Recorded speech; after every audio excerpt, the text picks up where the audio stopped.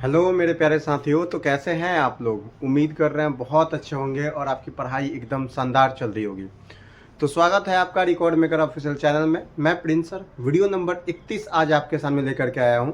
और बहुत दिनों से वीडियो मैं अपलोड नहीं कर पा रहा था हेल्थ इशू के कारण से, लेकिन मैं फिर से आपके सामने खड़ा हूँ और 31 नंबर वीडियो के साथ मैं आया हूँ आपके सामने। तो चलते हैं बिना टाइम पास किए, स्टार्ट करते हैं आज का पहला क्वेश्चन। ये पहला क्वेश्चन क्या है, समझिएगा बातों को। एक और बात मैं बता देना चाहता हूँ, आज का क्वेश्चन समझने से पहले आप ट्राई करेंगे कि पूरा क्वेश्चन आप खुद से बनाएं। अगर आप क्वेश्चन बनाने में समर्थ हो जाते हैं 16 या 17 प्लस, चलिए 17 प्लस अगर आप बनाने में समर्थ हैं तो आप अच्छे कंडीशन में हैं, इस बात को ध्यान रखिएगा। तो सबसे पहले आप वीडियो नहीं देखेंगे, वीडियो को पॉज करेंगे और पूरा क्वेश्चन बनाएंगे, या फिर प्रत्येक क्वेश्चन जब जब आएगा तो वहां पे रुक करके आप क्वेश्चन को बनाते चलेंगे और आप लास्ट में हमें कमेंट बॉक्स में बताएंगे कि आप कितना क्वेश्चन सही बना पाए हैं। ठीक है, तो बिना टाइम पास किए मैं स्टार्ट करता हूं। मैं आपको 40 वीडियो का बोला था कि मैं 40 वीडियो दूंगा, ये 31वां वीडियो है आपके लिए, है ना। चलिए, ये है क्वेश्चन नंबर 1। बोला है कि एक वृत्ताकार सड़क एक वृत्ताकार मैदान के चारों तरफ बनी हुई है। एक वृत्ताकार सड़क है जो वृत्ताकार मैदान के चारों तरफ बनी हुई है। यदि मैदान की त्रिज्या 7 सेंटीमीटर और बाहरी वृत्त, एक बात बताइए, बाहरी वृत्त एवं आंतरिक वृत्त की परिधियों का अंतर 44 मीटर है, तब सड़क का क्षेत्रफल कितना होगा? ये बात पूछा है आपसे। देखिए, इसी कारण से मैं आपके सामने नहीं आ पा रहा था, खांसी कुछ ज़्यादा है तो अभी कुछ कंट्रोल है तो मैं आपके सामने खड़ा हूँ। तो थोड़ा सा ऐसा कुछ होगा तो प्लीज़ आप इसे कोऑपरेट करेंगे, ठीक है। बस समझिएगा, मैं इस क्वेश्चन को समझाता हूँ। क्या बोला कि एक वृत्ताकार सड़क एक वृत्ताकार मैदान के चारों तरफ बनी हुई है। देखिए, ये एक वृत्ताकार सड़क है मान लेते हैं, ठीक है। सॉरी, ये क्या वृत्ताकार मैदान है, ये क्या है वृत्ताकार मैदान है, ठीक। अब इसके चारों तरफ एक वृत्ताकार सड़क बन गया। देखिए, ये जो है यही तो है वृत्ताकार सड़क। ये जो चल रहा है ये हमारा वृत्ताकार सड़क है, यही हमारा क्या है, ये वृत्ताकार सड़क है। इस बात को ध्यान रखिएगा। बोला है कि एक वृत्ताकार सड़क एक वृत्ताकार मैदान के चारों तरफ बनी हुई है। देखिए, वृत्ताकार मैदान के चारों तरफ बनी हुई है। यदि मैदान की त्रिज्या 7 सेंटीमीटर है, ये मैदान की त्रिज्या कितना दिया है? 7 सेंटीमीटर। यहाँ पे सर ये जो दे दिया, ये दे दिया 7 सेंटीमीटर। चलिए आगे चलते हैं। आगे बोला है तो आंतरिक वृत्त की परिधियों का अंतर 44 मीटर है। बोला है कि बाहरी वृत्त एवं आंतरिक वृत्त के परिधियों का अंतर 44 मीटर है, तब सड़क का क्षेत्रफल कितना होगा? इस बात को बताइए। देखिए भाई, सड़क का क्षेत्रफल है, ये वाला पार्ट निकालना है आपको। तो इस टाइप का क्वेश्चन जब भी आएगा तो इससे रिलेटेड मैं कंसेप्ट समझा देता हूँ आपको, ठीक है। तो चलिए मैं आगे चलता हूँ, थोड़ा सा मैं समझाने। ये देखिए, ये आपके सामने है, ठीक है। यही सब चीजों को समझाना है। देखिए, ये जो वृत्त है, ये रेड कलर से जो दिखाया गया है, ये है आपका आंतरिक वृत्त कहलाता है। देखिए, यहाँ से खींच करके लिखिए कि आंतरिक वृत्त। और आंतरिक वृत्त का जब क्षेत्रफल पूछेगा आपसे तो आप बता देंगे pi r small r square, pi small r square. वही लेकिन परिधि पूछेगा तो 2 पाई स्मॉल आर बताइएगा। वही जब ये जो आपको येलो कलर से दिखाई दे रहा है, जो पीला कलर से ये सर्कल है, इसको कहते हैं बाहरी वृत्त। ये बाहरी वृत्त का क्षेत्रफल जब पूछेगा तो पाई इंटू कैपिटल आर स्क्वायर, ठीक है। और परिधि जब पूछेगा तो 2 पाई और कैपिटल आर, ठीक है। इस बात को समझ गए। जब ये सकेंद्रीय वृत्त, इसको कह रहे हैं, क्यों सकेंद्रीय वृत्त कहता है? जब दो वृत्तों का केंद्र जब दो वृत्त हो और उसका केंद्र एक ही केंद्र हो, दो वृत्तों का केंद्र समान हो, तो उसे कहते हैं सकेंद्रीय वृत्त। इस बात को समझ गए। अब आगे चलते हैं। जैसे ही आगे चलेंगे तो ये रास्ता वाला क्षेत्रफल, जब रास्ता का क्षेत्रफल निकालना होता है तो पाई और कैपिटल आर स्क्वायर में से पाई और स्मॉल आर स्क्वायर को घटा लेते हैं, तो ये आ जाएगा pi into capital R square minus small r square. ये क्या हो जाएगा? रास्ता का क्षेत्रफल के लिए हमें क्या बोला है यहाँ पे देखिएगा, तो हमें दिया था आंतरिक वृत्त और बाहरी वृत्त की परिधि का अंतर। तो सर आंतरिक वृत्त का परिधि क्या होता है सर? 2 पाई आर होता है, ठीक है। बाहरी वृत्त का परिधि क्या होता है सर? 2 पाई आर होता है। बस समझिएगा, इसमें कैपिटल आर। सर आंतरिक वृत्त और बाहरी वृत्त के अंतर जो होगा, बाहरी वृत्त की परिधि का जो अंतर होगा, ठीक है, ये परिधि में लिख देता हूँ। परिधि का जो अंतर होगा सर ये 2 पाई और capital R minus small r होगा। कोई दिक्कत है क्या? क्या होगा? 2 pi into capital R minus small r. देखिए, ये कंसेप्ट पूरा बता दिए, ठीक है ना। ऐसा क्वेश्चन जब भी आएगा तो आप बना लीजिएगा। चलिए, तो यहाँ से उठाते हैं। तो यहाँ पे दिया है 2 pi capital R minus small r. Sir 2 pi capital R minus small r, इन दोनों का अंतर हो गया। ये ना बोला है कि बाहरी वृत्त एवं आंतरिक वृत्त की परिधि का अंतर कितना है? 44 है। सर बराबर हम यहाँ 44 कर देते हैं। तो हम करेंगे सर, तो हमें पता है कि सर आंतरिक वृत्त का जो त्रिज्या दिया है ये 7 सेंटीमीटर। आंतरिक मतलब अंदर, बाहरी मतलब बाहर, ठीक है। ये अंदर वाला त्रिज्या कितना दिया? 7, यानी कि आर का मान 7 है। सर 2 गुने पाई का मान होता है sir 22/7 into capital R minus 7 बराबर 44। सॉरी 22×44 से काट देते हैं तो r माइनस 7 बराबर ये हो जाएगा 7। तो r का मान, कैपिटल R का मान कितना हो जाएगा 14। अगर आपसे क्वेश्चन पूछेगा कि बाहरी वृत्त की त्रिज्या ज्ञात करिए तो आप तुरंत कितना बता दें 14। लेकिन आपसे ये पूछा है क्या? नहीं पूछा है। देखिए क्वेश्चन बहुत तरीके का पूछ सकता है, मैं पहले बता देता हूँ। पहला आपसे पूछ सकता है कि बाहरी वृत्त का त्रिज्या बताइए तो आप बता दीजिएगा कि 14 सेंटीमीटर है। आपसे पूछेगा कि आंतरिक वृत्त और बाहरी वृत्त की त्रिज्या का अनुपात बताइए तो सर हमें पता था ये 7 है 14 है तो 1:2 हो जाएगा। ठीक है, 2 क्वेश्चन हम बता दिए। देखिए 2 क्वेश्चन। अब आगे चलते हैं। जब आगे चलिएगा तो यहाँ पे देखिएगा, क्या हम आपको यहीं पे बना सकते हैं क्या कि बाहरी वृत्त का क्षेत्रफल बताएं, बाहरी वृत्त की परिधि बताएं, तो 2 और 2 4 क्वेश्चन हो गया। यहाँ पे हम बता सकते हैं कि आंतरिक वृत्त का क्षेत्रफल बताएं, आंतरिक वृत्त की परिधि बताएं। बात समझिएगा, तो 2 क्वेश्चन और बढ़ गया, 6 क्वेश्चन।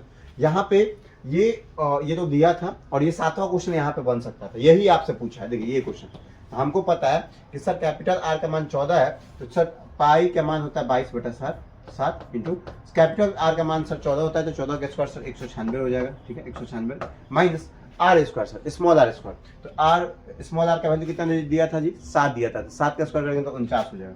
49 घटा देते। ठीक है, इसको सॉल्व कर लीजिएगा, आपका आंसर आ जाएगा, आपका आंसर आ जाएगा। ठीक है, इस बात को समझिए। लेकिन क्या मैं इस क्वेश्चन को बनाने के लिए इतना बड़ा प्रोसेस करूंगा? बिल्कुल, मैं रहता तो इस क्वेश्चन को एकदम सेकंडों में बना के निकल जाता। अब सेकंडों में कैसे बन सकता है सर? ऐसे कैसे पॉसिबल है कि आप इतना बकैती कर दिए अभी तक? हाँ, आपके लिहाजा से ये बकैती ही होता है, समझाने का मतलब मूर्ख इंसान। तो मैं एक बात बताता हूँ, मैं इतना बात आपको इसलिए समझाया हूँ क्योंकि ये सब बातें आप जान सके, ये जानकारी रखना इकट्ठा है आपको, ये जानकारी रखना जरूरी है आपको। बस समझिएगा। अब मैं इस क्वेश्चन को सेकंडों में कैसे बनाऊंगा समझिएगा।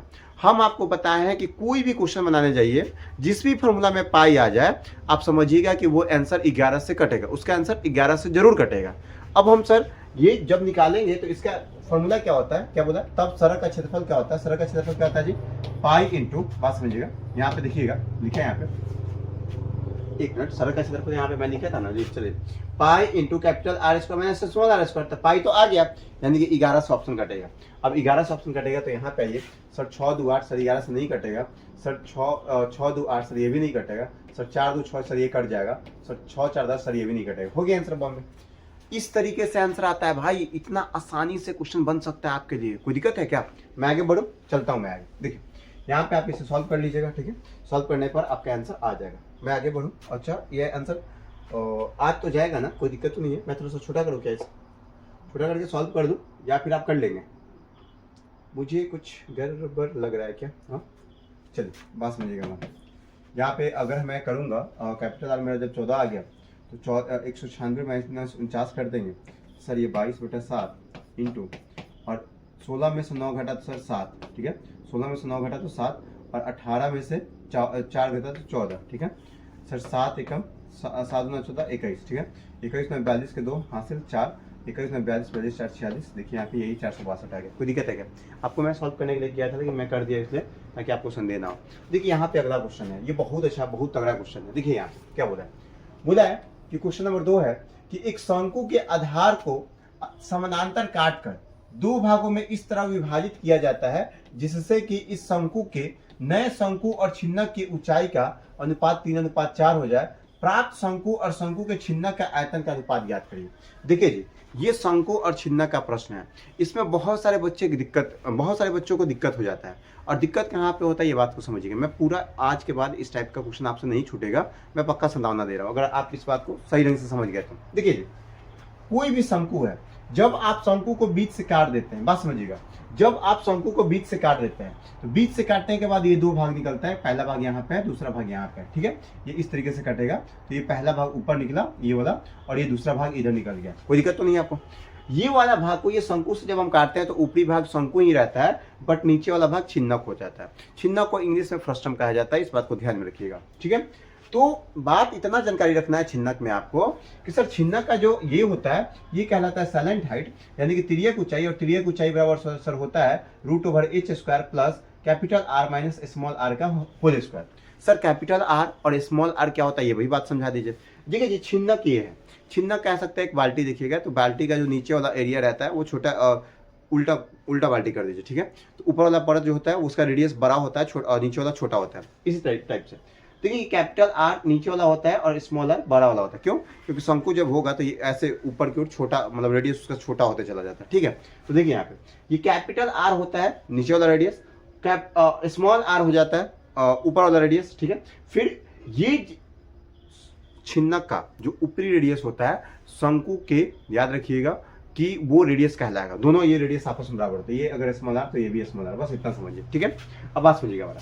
तो हम बता दिए कि सर एल बराबर होता है √h² plus capital R minus small r का होल स्क्वायर। मैं बता दिया कैपिटल आर क्या होता है, स्मॉल आर क्या होता है। C S A sir curve surface area जो होता है वो होता है pi into capital R plus small r into L, ये याद रखिएगा। आगे बोला कि टोटल सरफेस एरिया बराबर होता है pi into capital R plus small r into L plus pi into capital R square plus small r square, ये टोटल सरफेस एरिया होता है। अब यहाँ सर वॉल्यूम क्या होता है फर्स्ट टर्म का, ये केवल फर्स्ट टर्म का मैं बता रहा हूँ। 1/3 pi h into capital R square plus small r square plus r capital R into small r. Sir ये क्या बता दिए, ये ही रिलेशन आपके लिए इंपॉर्टेंट है। कैपिटल आर बटा स्मॉल आर का जो रेशियो होता है कैपिटल एच बटा स्मॉल एच होता है। अब कैपिटल एच कैसे निकालते हैं मतलब कैपिटल एच कैसे निकालते हैं इस बात को समझिएगा। जब हम कैपिटल आर और स्मॉल आर दोनों को जोड़ देते हैं तो हमारे पास कैपिटल एच आ जाता है। और स्मॉल एच कैसे निकालते हैं, जब केवल छोटा वाला आर के बराबर कर देते थे तो हमारा स्मॉल एच निकल जाता है। कोई दिक्कत है क्या? ये पूरा फर्स्ट टर्म मैं आपके सामने कंफर्म कर दिया हूँ, मैं पूरा का फर्स्ट टर्म आपके सामने बता दिया हूँ। ठीक है, अब आगे चलते हैं। जब इतना जानकारी आपको इकट्ठा हो गई तो भाई समझिएगा, बात आपको इतना समझना है कि सर फॉर्मूला में पुट करना है। अब एक बात बताइए, कौन का फॉर्मूला तो आपको बहुत बार रटवा चुके हैं, बहुत बार रटवाए हैं ना जी, रटवा चुके हैं। बताइए शंकु का आयतन क्या होता है, 1/3 पाई आर स्क्वायर एच होता है जी। तो मैं लिख देता हूँ, क्या बताइए, देखिए प्राप्त शंकु और शंकु के छिन्नक के आयतन का अनुपात कितना होगा। तो प्राप्त शंकु यहाँ पे है जी, शंकु का आयतन जो होता है, अच्छा ये पूरा बात बताया था क्या, हम क्वेश्चन पढ़ पाए थे क्या, पूरा नहीं पढ़े थे क्या? कोई बात नहीं, मैं फिर से पढ़ देता हूँ, पढ़ा भी होता। बोला कि एक शंकु के आधार के समानांतर दो भागों में इस प्रकार विभाजित किया जाता है। यहाँ तक हो गया, मैं दो भागों में शंकु को विभाजित कर दिया, जिससे कि इस प्रकार शंकु के नए शंकु और छिन्नक की ऊंचाई का अनुपात 3:4 हो जाता है। तो एक जब कटा तो इसका ऊंचाई 3 हो जाएगा और इसका ऊंचाई 4 हो जाएगा। ये बताया कि शंकु का ऊंचाई 3 होगा और छिन्नक का ऊंचाई 4 हो जाएगा। ठीक है, आगे बोला है तो प्राप्त शंकु और शंकु के छिन्नक का आयतन का अनुपात ज्ञात करें। मतलब ये जो शंकु है इसका आयतन और इन दोनों का आयतन के बीच में रेशियो क्या होगा ये बता दीजिए। तो सर शंकु का जो आयतन होता है sir 1/3 pi r square h होता है सर। ठीक है, स्मॉल एच। ठीक है, अब यहाँ पे देखिएगा सर फर्स्ट टर्म का जो एरिया होता है 1/3 पाई 1/3 यहाँ पे देखिए 1/3 pi h into capital R square plus small r square plus capital R into small r. Sir हमको तो फर्स्ट टर्म का कैपिटल आर स्मॉल आर नहीं पता है, कोई बात नहीं, आपको स्मॉल एच और कैपिटल एच पता है। तो हमको पता है कि सर एच जो है, एक बात को ध्यान रखिएगा, स्मॉल एच मेरा कौन सा है, ये 3 है, 3 है ना जी, बात समझिएगा भैया। तो स्मॉल एच सर 3 है, इस बात को ध्यान रखिएगा। सर स्मॉल एच मेरा 3 हो गया, बस समझिएगा। यहाँ पे मैं गिवन लिख देता हूँ, ये बिना जाने आप नहीं बना सकते हैं। सर स्मॉल एच मेरे पास 3 हो गया। अब बात समझिएगा मेरा, मैं आगे बढ़ता हूँ। आगे जब पढ़ूंगा तो हमको पता करना होगा कि कैपिटल एच कितना होगा। तो कैपिटल एच कैपिटल आर और स्मॉल आर मिलकर के बनाता है। तो सर 4 और 3 7, दोनों अगर एच मिलाएंगे तो कैपिटल एच सर हो जाएगा 7, इस बात को समझिए। ठीक है सर, स्मॉल आर क्या होगा सर, तो स्मॉल आर मेरा जो हो जाएगा सर, बात समझिएगा, स्मॉल आर जो दिया था सर हमारा दे दिया था यहाँ पे, देखिए स्मॉल आर कितना हो जाएगा जी, 1 मिनट। स्मॉल आर मेरे पास दिया था क्या, स्मॉल आर बराबर एच हम कहे थे, बताए थे आपको। तो स्मॉल आर कितना हो जाएगा, 3 हो जाएगा। ठीक है, और कैपिटल आर कितना हो जाएगा जी, कैपिटल आर जो हो जाएगा मेरा, एक मिनट यहाँ पे वेट, प्लीज, यहाँ पे देखिएगा स्मॉल आर, यहाँ पे ये तो कैपिटल एच मेरा 4 था ना जी, कैपिटल एच तो मेरा यहाँ पे 4 दिया है। स्मॉल आर ना मेरा होगा स्मॉल एच और कैपिटल एच जोड़ के, तो 4 और 3 7, ये गिवन मैं लिखा हूँ। सबसे पहले गिवन को समझिए। देखिए अगर आपको समझ में नहीं आ रहा है बैक करिए, बैक करके देख लीजिए। ये बात जब तक जितने भी बच्चों को नहीं समझ में आएगी तब तक ये क्वेश्चन नहीं समझ में आएगा। ये हल्का क्वेश्चन नहीं है, ये बहुत हेवी क्वेश्चन मैं लाया हूँ आज, इसीलिए मैं बोला हूँ कि 17+ अगर मार्क्स आ जाता है आपका तो आप सच में आप अच्छे स्टूडेंट हैं। ठीक है, अब देखिएगा यहाँ पे हम बस वैल्यू पुट कर देते हैं। ठीक है, फर्स्ट टर्म वाला फर्स्ट टर्म में और बाकी ये एच एस को इसको ऐसा लिख देते हैं। ठीक है, चलिए 1/3 पाई से 1/3 पाई कर देते हैं। R square h, small r कितना है सर, 3 है, 3 का स्क्वायर करेंगे तो 9 और 9 गुने 3 करेंगे तो 27। सर ऊपर 27 हो गया, लिख देते हैं। ठीक, अब नीचे आता है सर, नीचे गए तो सर ये कैपिटल एच, तो एच को सर 4 लिख दीजिए। ठीक है, अब आगे चलते हैं। Capital R square, capital R का मतलब 7 का स्क्वायर, 7 का स्क्वायर 49 हो जाता है। Small r square, small r का मान 3 है, 3 का स्क्वायर करेंगे तो 9 हो जाएगा sir. Sir capital R into small r तो सर 17 के 21 हो जाता है सर। अब हम यहाँ पे गुना करेंगे तो ये आ जाएगा 27:316। बात समझिएगा, जो कि मेरा आंसर यहाँ पे है। कोई दिक्कत है क्या? यहाँ पे है ऑप्शन नंबर सी। देखिए भाई, इतना हेवी क्वेश्चन था ना कि आप दिमाग से एकदम उड़ जाइएगा कि हो क्या रहा है, लेकिन मैं अभी 2 चीज़ों को कवर कर दिया हूँ। एक यहाँ पे देखिए, एक ये कंसेप्ट आपको कवर कर दिया हूँ और एक आपका फर्स्ट टर्म का पूरा बात बता दिया हूँ। तो आज के वीडियो एकदम फायदेमंद होने वाला है आपके लिए, एकदम फायदेमंद। ठीक है, तो चलिए मैं 2 क्वेश्चन आपको बता दिया हूँ, भले ही समय लग रहा है लेकिन कंसेप्ट पूरा क्लियर होते चल रहा है। मैं आगे बढ़ता हूँ। एक और बात, क्वेश्चन क्या क्या आ सकता है, बात समझिएगा। मेरा एक्स्ट्रा क्वेश्चन जो है वो बात को समझिए। अगर मैं आपसे पूछूं कि छिन्नक की तिर्यक ऊंचाई ज्ञात करें, तो आप यहाँ पे वैल्यू यही वाला पुट करके आप यहाँ पे निकाल दीजिए। ठीक है, छिन्नक की ऊंचाई, इस बात को ध्यान रखिएगा, ये वाला कैपिटल एच है। ठीक, अब यहाँ पे कर्व सरफेस एरिया पूछे या टोटल सरफेस एरिया पूछे या फिर वॉल्यूम पूछे या फिर कोई भी चीज पूछे, ये आप बता सकते हैं। वैसे यहाँ शंकु से पूछे related curve surface area, total surface area या फिर वॉल्यूम कटने के बाद, तो भी आप बता सकते हैं, कोई दिक्कत नहीं आपको। हाँ, अब इसका पूछ भी सकता है, बहुत सारा चांस हो सकता है पूछने का। चलिए, अब मैं इतना बताने के बाद मैं आगे बढ़ता हूँ क्वेश्चन नंबर 3 पे। देखिए क्वेश्चन नंबर 3 क्या कह रहा है। क्वेश्चन नंबर 3 कह रहा है कि अंजू और मंजू मिलकर एक कार्य को 30 दिनों में पूरा कर सकती है। ठीक है सर, अंजू है और मंजू है सर, ये दोनों मिलकर के काम को 30 दिनों में कंप्लीट कर देगा। आगे बोल रहा है 18 दिनों के बाद अंजू चली जाती है। अरे भाई, 18 दिनों के बाद अंजू चली जाती है, इसका मतलब कि क्या, अंजू और मंजू दोनों काम स्टार्ट किया होगा, तब ना केवल बोला गया कि अंजू चली जाती है। तो बात समझिएगा, तो 18 दिन सर अंजू और मंजू मिल करके 18 दिन काम कर दिया। अब जब ये काम कर दिया तो घटा लेते हैं, तो सर काम बचा कितना, अंजू और मंजू का 12 दिनों का काम बचा। कितना दिनों का काम बचा, 12 दिनों का काम बचा। और आगे बोल रहा है कि यहाँ पे देखिएगा, मंजू को केवल 1 मिनट, 18 दिनों के बाद मंजू चली जाती है, यहाँ तक हो गया था, और मंजू को कार्य पूरा करने में 20 दिन अतिरिक्त लगते हैं। यानी कि इसको ये जो काम बच गया, यही काम करने में मंजू को 20 दिन और लगता है। बात समझिएगा, कितना दिन लगता है, 20 दिन और लगता है। आगे पूछा है मंजू अकेले संपूर्ण कार्य को कितना दिनों में कंप्लीट कर सकता है, ये क्वेश्चन हम बता देंगे आराम से। देखिए हमको पता है कि सर शेष काम को बराबर कर लिए। अब हमें पता है कि सर 12 अंजू प्लस 12 मंजू मिलकर के 20 मंजू तैयार करेगी। अब बात समझिएगा, ये 12m और ये 20m, तो यहाँ हो जाएगा कितना, 8 है, और ये कितना हो जाएगा, 12 है। ये कटेगा तो 4 दूना 8, 4 3 12, कितना हो जाएगा जी, तो ये अंजू का मान 2 आया और मंजू का मान 3 आया। बस समझिएगा, अंजू का मान कितना आ जाएगा जी, अंजू का एफिशिएंसी जो आया वो 2 आया, वही मंजू का एफिशिएंसी 3 आया। मैं सॉरी भाई, सॉरी, मैं पहले भी बता चुका हूँ कि ऐसा होगा, आम बात है, ठीक है ना। चलिए, ये अंजू का मान 2 आ गया, मंजू का मान 3 आया। ये क्या है आपका, क्या आया, ये एफिशिएंसी है, ये क्षमता है। अब आगे बताऊं, अब आपको करना है क्या होता है, इस टाइप के क्वेश्चन में टोटल वर्क निकालना पड़ता है। तो टोटल वर्क आप निकालेंगे तो यहाँ पे डेटा में पुट कर दीजिए, यही आपका टोटल वर्क था। तो सर अंजू का मान 2 और इसका 3, तो सर 2 और 3 5, 5 गुने 30 करेंगे तो 150। टोटल वर्क सर 150 है, और 150 काम कौन करना चाहता है, मंजू करना चाहता है। तो सर मंजू के एफिशिएंसी से भाग कर दीजिए 3 से, अर्थात काम 50 दिनों में कंप्लीट हो जाएगा। 50 दिन ऑप्शन में है क्या, ऑप्शन नंबर ए पे। अगर मैं आपसे पूछता, ये तो मंजू का है, अगर मैं पूछता आपसे कि अंजू काम कितने दिनों में करेगी, तो ये कमेंट बॉक्स में बता करके बताइए कि आप कितना अंजू समय लेगी काम करने में, आपका आंसर कितना होगा। कोई दिक्कत नहीं है, मैं आगे बढ़ूं। ये क्वेश्चन नंबर 3 डन हो गया है। अब मैं क्वेश्चन नंबर 4 की तरफ चलता हूँ। क्वेश्चन नंबर 4 क्या कहना चाहता है भाई, क्वेश्चन नंबर 4 समझिएगा क्या कह रहा है। बोल रहा है कि 2 मित्रों रानू और शिखा का वजन 4:5 के अनुपात में है।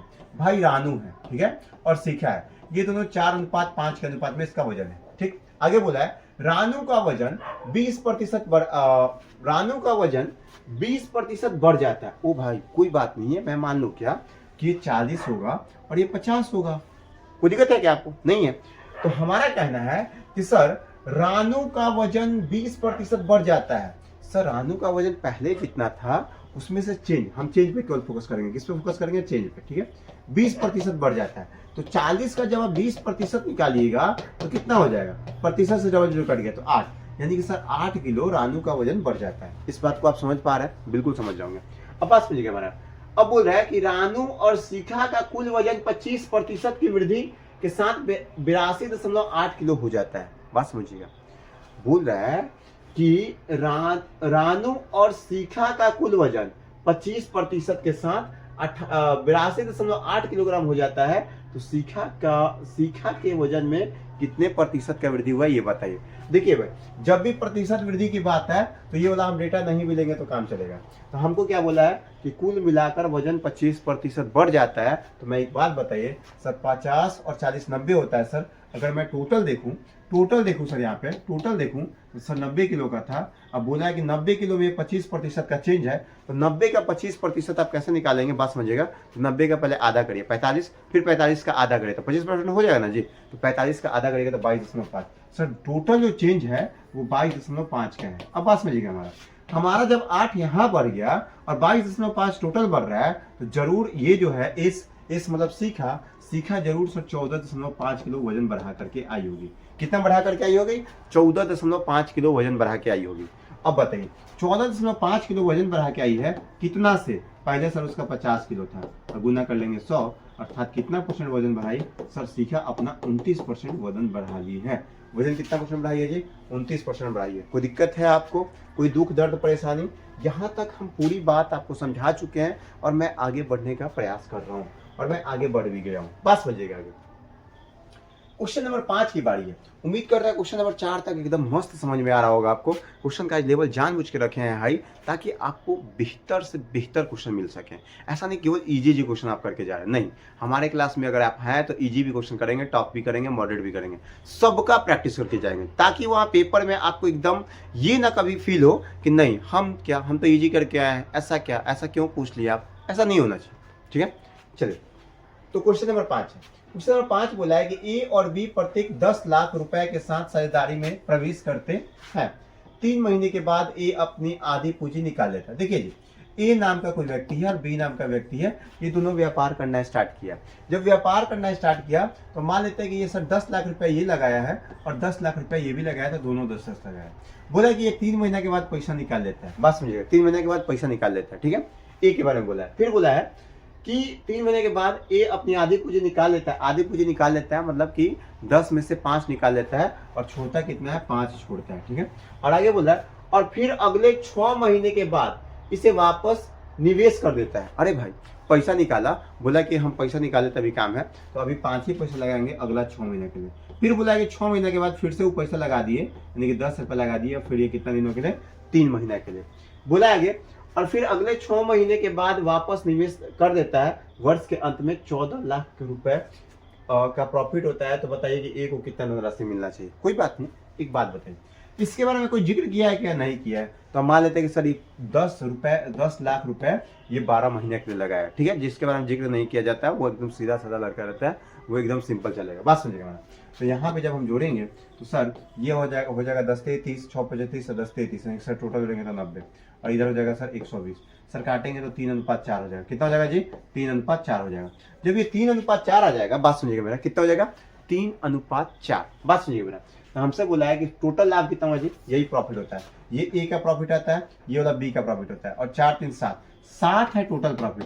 और ये 7 का वैल्यू बोल रहा है कि 14 लाख रुपए है, 14 लाख रुपया। ठीक है, तो ए का वैल्यू हो जाएगा 2 लाख। ए का वैल्यू कितना हो जाएगा? 2 लाख। हमसे पूछा है, अगर हमसे पूछता कि इसका बताइए, ए का प्रॉफिट बताइए, तो हम बता देते कि 6 लाख। अगर हमसे पूछता कि बी का प्रॉफिट बताइए तो हम बताते 8 लाख। हमसे किसका पूछा है जी? हमसे पूछा ए का प्रॉफिट बताइए, तो हम कितना बता देंगे? 6 लाख। कोई दिक्कत है क्या? हाँ, दोनों के बीच के लाभ का अंतर पूछता अगर हमसे, तो ये बताते हैं कि एक होता है, एक का मतलब 2 लाख। अगर पूछता है कि दोनों के लाभ का अनुपात बताइए तो 3:4 बताते हैं। कोई दिक्कत नहीं है, मैं एक क्वेश्चन में 3-4 क्वेश्चन बता दिया हूँ अभी आपको, फिर मैं आगे बढ़ू क्या? चौथा क्वेश्चन डन है, ये चौथा क्वेश्चन डन कर दिए भाई। अब सॉरी 5वां था वो, 6ठा पे, अब 6ठा की बारी है। बोला है कि एक महिला 40 किलो 5 रुपए प्रति किलो वाली चीनी और 50 किलो 6 रुपए प्रति किलो वाली चीनी को मिलाता है। देखिए जी, 40 किलो चीनी है और ये 5 रुपए वाला है। बस समझिएगा, ये थोड़ा सा अच्छा से लिख देते हैं। ठीक है, देखिए ये 40 किलो चीनी है और बोला है कि 5 रुपए वाला है। फिर बोला है कि 50 किलो चीनी है और 6 रुपए वाला है, 6 रुपए वाला है। बस समझिएगा। आगे बोला है मिलाती है और मिश्रण को 6.40 रुपए प्रति किलो पर बेचती है तो उसका लाभ प्रतिशत ज्ञात करें। सर हमें पता है कि सर 40 किलो चीनी यहाँ खरीदा, 50 किलो चीनी यहाँ खरीदा, यानी सर भाग करेंगे 90 से, ऐसे ही एवरेज निकलता है। 1 किलो का दाम, 1 किलो चीनी का दाम ऐसे ही हम निकालते हैं, ठीक है। तो हम क्या कर दिए 40 गुने 5, 50 गुने 6 और बटा 90। जब हम काटेंगे तो सर 0 से 0 ये कट जाएगा, ये भी 0 कट जाएगा। सर 5 का 20, 6 पचे 30, सर 30 और 20 50 बटा 9। सर हमें पता चला कि सर ये होता है 50 बटा 9, कोई दिक्कत। 50 बटा 9 मेरा सीपी है और एसपी कितना है, हमारा एसपी है कितना है 6.40। और 6.40 का मतलब क्या होता है बात समझिएगा, हमारा 6.4 भी कर सकते हैं इसको, बट्टा में 10 करेंगे अर्थात ये हो जाएगा 32 बटा 5। कितना हो जाएगा जी 32 बटा 5। अब हम देख लेते हैं, हमें पता है कि सर ये 50 बटा 9 में खरीद के ये 32 बटा 5 में बेचा है, अर्थात सर प्रॉफिट कितना होगा। तो देखिएगा सर 50 25 यानी कि 250 का सामान ये बीच कितना में दिया, 9 दूना 18 के 8 हासिल 1 और 9 3 27 एक 28 288 में। तो कितना का प्रॉफिट हो गया 38 का प्रॉफिट हुआ, कितना से 250 से, और गुना कितना 100 से जब काटेंगे तो 25 पचे और 50 दूना, सॉरी 50 पचे और 50 दूना, कोई दिक्कत है क्या। ये देखिएगा ये 50 पचे 250, 50 दूना 100, फिर यहाँ से काटेंगे तो सर यहाँ पे कितना हो जाएगा 3 दूना 6, एक काम करेगा 2 से इधर गुना 2 से इधर गुना, तो 4 से गुना कर लेते, ठीक है। तो 4 8 32 के 2 हासिल 3, 4 12, 12 3 15, ठीक है। और ये 10, 15.2% का प्रॉफिट हुआ। ये देखिए जी ये क्या हो गया, अब क्या हो गया, कहीं पे गड़बड़ कर दिया क्या। ये कितना था प्रॉफिट, यहाँ पे से कितना का था 38 का प्रॉफिट था, और कितना से 250 से था, तो 38 बटा 250 करेंगे तो थोड़ा सा कटे, 38 बटा 76, 76 बटा 5, ओ यहीं पे दिया था आंसर, कोई दिक्कत नहीं, 76 बटा 5 दिया था। मैं पूरा सॉल्यूशन कर दिया हूँ लेकिन उतना नहीं मांगा था आपसे, वो यहीं पे दे दिया, देखिए ना यहीं पे, ये देखिए यहाँ पे मैं बताता हूँ 38 था, 38 बटा 250 और गुना 100 करना था, ये 25 से काटेगा था 25, ये देखिए ये 50 5 बार में कटा 50 से, ये 2 बार में, तो 38 में 76 बटा 5, 76 बटा 5 यहाँ पे ऑप्शन में। मैं आगे बढ़ूँ, क्वेश्चन नंबर 6 में डन कर चुका हूँ, आपको समझ में आ रही है, कोई दिक्कत नहीं है आपको, मैं आगे बढ़ सकता हूँ। चलिए आगे बढ़ता हूँ मैं। एकदम आगे बढ़ने के बाद क्वेश्चन नंबर 7 मिलेगी। ये क्वेश्चन एकदम अच्छा है, ये सिंप्लीफिकेशन का लेकिन तगड़ा क्वेश्चन है। इसमें कुछ क्वेश्चन आपको समझना होगा, कंसेप्ट समझना होगा, सॉरी। वो कंसेप्ट क्या कहता है कि अगर a के पावर x है और उसके पावर b है, ठीक है, होल के पावर b है, तो इसको हम कह सकते हैं a के पावर x इंटू b। अगर यहाँ पे आएंगे तो a के पावर x है और a के पावर y है, गुना में है, और तो इसको क्या कर सकते हैं a के पावर x प्लस y। एक बात और याद रखिए कि अगर a के पावर x है और डिवाइड है a के पावर y है, तो हम इसको कह सकते हैं कि a के पावर x माइनस y। कोई दिक्कत है क्या, इस बात को समझिए। ये कंसेप्ट ध्यान रखिएगा कि बेस समान हो तो ये इस टाइप का क्वेश्चन आता है, इस टाइप का कंसेप्ट समझिएगा, ठीक है। आगे चलते हैं, ये तीनों बात लिख लीजिएगा। यहाँ पे जब हम चलेंगे तो हमें पता है सर 5 के पावर 5 है, कितना है 5 के पावर 5 है, 5 के पावर 5 है, और क्या है सर आगे बोला है सर 125 के पावर 2/3 है। तो 2/3 कहने का मतलब क्या, ये एक काम करिए 5 यहाँ पे जब हम करेंगे तो इसको कह सकते हैं क्या, और 125 को 5 के पावर 3, ठीक है, के पावर माइनस 2/3 कह सकते हैं, ठीक है। और गुने ये 25 है तो हम कह सकते हैं कि 5 का स्क्वायर गुना माइनस 1/2। कोई दिक्कत है क्या, माइनस 1/2। यहाँ तक आपको समझ में आ रहा होगा। अब जब हम चलेंगे तो हमें पता है कि सर ये 3 जो है पावर में, तो यह जाके गुना होता था, ये से कट जाता है, ठीक है। फिर यहाँ पे जब करते सर तो ये से कट जाता है, ठीक है। अब हम क्या करते हैं कि 5 के पावर 5 गुना 5 के पावर माइनस 2 गुना 5 के पावर माइनस 1, तो ये कितना हो जाएगा 5 के पावर 2 अर्थात 25। कोई दिक्कत है क्या, 25 हो गया मेरे आंसर। क्यों, क्योंकि बेस समान है तो ये जुटेगा तो 5 में से 2 घटा तो 3, 3 में से घटा तो 2, 5 के पावर 2 25। ये देखिए कितना आसान सा क्वेश्चन था, लेकिन आपसे तभी बनेगा ना जब आप बेहतर स्थिति में होंगे, ऐसे नहीं बनता है। मैं आगे बढ़ता हूँ, ठीक है। ये क्वेश्चन में ज्यादा समय नहीं देते हैं। क्वेश्चन नंबर 8 ये कह रहा है कि श्वेता है और संतोषी की आयु का अनुपात 9:4 है। बस मुझे श्वेता है, ठीक है, श्वेता है और संतोषी है, संतोषी, ठीक है, श्वेता और संतोषी है। बोला है कि इनका जो आयु का अनुपात है 9:4 है। कितना है जी 9:4। बोला है कि श्वेता और संतोषी की आयु का अनुपात 9:4 है। यदि 10 वर्ष पश्चात संतोषी की आयु, मतलब 10 साल के बाद संतोषी की जो आयु है, बात समझिएगा सर, हम मान लेते हैं कि 10 साल के बाद संतोषी की आयु प्लस 10 हो जाएगा, ठीक है। संतोषी की आयु श्वेता की आयु जितनी हो जाएगी, लीजिए हम मान लेते हैं कि श्वेता की आयु अभी हम 9x मान लेते हैं, ठीक है, और संतोषी की आयु सर 4x मान लेते हैं, ठीक है, और 10 साल बाद 4x प्लस 10 हो जाएगा। ये दोनों बोला है आपस में बराबर है इक्वेशन से। जब हम इसको इधर लेके आएंगे तो 5x बराबर 10, तो सर x का मान आ जाएगा 2। x का मान कितना आ जाएगा जी 2 आ जाएगा। एक लाइन गैप कर दी, हाँ, आपको समझना होगा ये बात, ठीक है। अब बात सुनिएगा, जब x का मान 2 आ गया तो आपसे पूछा है कि श्वेता की वर्तमान आयु जितनी होगी तो श्वेता और संतोषी की वर्तमान आयु ज्ञात करें। तो सर हम वर्तमान आयु 9x और 4x माने थे, सर 9 दूना 18 हो जाएगा और 4 दूना 8 हो जाएगा। सर 8 और 18 जहां दिखेगा मैं आंसर मार दूंगा, यहाँ पे दिख रहा है सर, आंसर हो गया। ये वर्तमान आयु था, कोई दिक्कत है क्या? वर्तमान आयु का अनुपात या वर्तमान आयु दोनों का निकाल दिए। मैं आगे बढ़ता हूँ।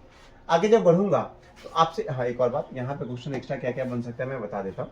आपसे पूछ सकता है कि संतोषी जो है श्वेता से कितना वर्ष छोटी है, तो 10 साल छोटी है। या फिर पूछ सकता है श्वेता जो है संतोषी से कितना वर्ष बड़ी है, तो 10 साल बड़ी है। कोई दिक्कत नहीं है आपको? हाँ चलिए चलिए क्वेश्चन नंबर 9 की बात है। क्वेश्चन नंबर 9 हमारा ये कह रहा है कि एक विक्रेता 2 किलो वजन के स्थान पर दोषपूर्ण वजन का उपयोग करता है और 25% का लाभ कमाता है। ये बात को आप घेर के रख लीजिए कि कितना का प्रॉफिट कमा रहा है, 25% का प्रॉफिट कमा रहा है। वह दावा करता है कि ग्राहक के सामने समान होना चाहिए, समान लागत मूल्य पर बेच रहा है। अच्छा समान है, ठीक है, लेकिन गलत वजन का उपयोग करता है। 25% का लाभ प्राप्त करने के लिए 2 किलोग्राम की त्रुटि कितनी होनी चाहिए, ये बात बताइए। मैं ओवरऑल क्वेश्चन समझा देता हूँ अगर क्वेश्चन नहीं समझ में आया। देखिए आपके जैसा ही दुकानदार होगा कोई, और वो आप चाहते हैं कि हम 25% का प्रॉफिट कमाएं, लेकिन 25% का प्रॉफिट आप कितना में चाहते हैं, 2 किलो वजन पे ही कमा लें। और आप सामने वाला अपने मित्र कोई ग्राहक होगा, उसको बेवकूफ़ बनाने के लिए आप नाटक कर रहे हैं कि भाई हम तुम्हारे लिए बहुत लॉयल हैं, इतना लॉयल है कि कलेजा छिल के फाड़ के निकाल देंगे। अरे भाई ऐसा बात थोड़ी होता है। मतलब आप ये कह रहे हैं कि इतना लॉयल है भाई कि हम अपना जितना में सामान खरीदते हैं ना उतना ही में बेच दिए।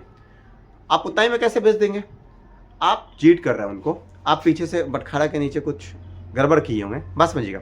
तो आप जो वजन में गड़बड़ी कर रहे हैं वही आपको प्रॉफिट देगा। और मैं बताया हूं कि कभी भी वजन कम देंगे तब जाके प्रॉफिट होगा। अब हमारा पास समझिएगा, हम ऑप्शन से इस क्वेश्चन को बनाते हैं। हमको चाहिए 25% का प्रॉफिट, हम बताए 25% का प्रॉफिट चाहिए। हम एक समय के लिए मान लेते हैं कि 250 ग्राम वजन कम देते होंगे। कितना 100 ग्राम वजन? 250 ग्राम वजन कम देते होंगे। तो जब 250 ग्राम वजन कम देंगे तो हम सामान देंगे कितना? 750 ग्राम। 750 ग्राम का मतलब क्या? 0 से जो कट गया, 25 से काटेंगे तो 25 बटा 175, यानी कि सर 1/7। 1/7 का मतलब हम ये जब 250 ग्राम वजन कम देंगे तो हम 14.5% का प्रॉफिट, सॉरी 14.28% का प्रॉफिट कमाएंगे। इस बात को ध्यान रखिएगा। मैं एक्स्ट्रा क्वेश्चन बनाते चल रहा हूँ।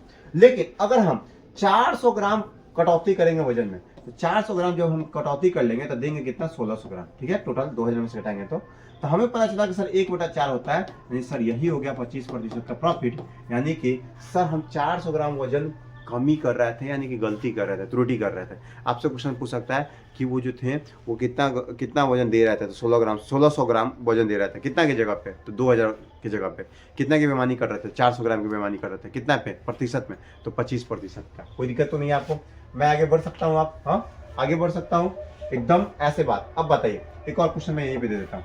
कोई एक दुकानदार है, ठीक है, कोई एक दुकानदार है, वो 1000 की जगह पे 900 ग्राम दे रहा है। कितना का प्रॉफिट कमा रहा है? तो सर 100 का प्रॉफिट कमा रहा है। कितना से? 900 पे, यानी कि 11.11% का प्रॉफिट कमा रहा है। ये बात को ध्यान रखिएगा, ठीक है। चलिए मैं आगे बढ़ता हूँ। अब क्वेश्चन नंबर 10 की बारी है। क्वेश्चन नंबर 10 ये कहना चाहता है कि एक तेल व्यापारी के पास 3 प्रकार के तेल थे। पहले प्रकार के 403 लीटर तेल था, दूसरे प्रकार के 434 लीटर तेल था और तीसरे प्रकार का 465 लीटर तेल था। यदि प्रत्येक बैरल में समान संख्या में तेल भरा जाए तो प्रत्येक बैरल में भरे जाने वाले तेल की अधिकतम मात्रा ज्ञात करें। देखिए कभी भी नापने वाला क्वेश्चन आ जाए तो आपसे जरूर पूछता है कि अधिकतम मात्रा ज्ञात करें, मापने वाला यंत्र का। तो जब भी मापने वाला यंत्र का क्वेश्चन आ जाए चुपचाप आप HCF निकाल लीजिएगा। क्या निकाल लीजिएगा जी? HCF निकाल लीजिएगा। तो HCF क्या निकालेंगे? HCF निकालने का तरीका बताया, इनका डिफरेंस देख लीजिए कितना है। सबसे मिनिमम 31 यहाँ पे भी है, 31 यहाँ पे भी है। अब हम देखेंगे कि छोटा वाला डिफरेंस अर्थात 31 से क्या ये कट जाता है? सर ये 31 से कट जाता है कितना बार में?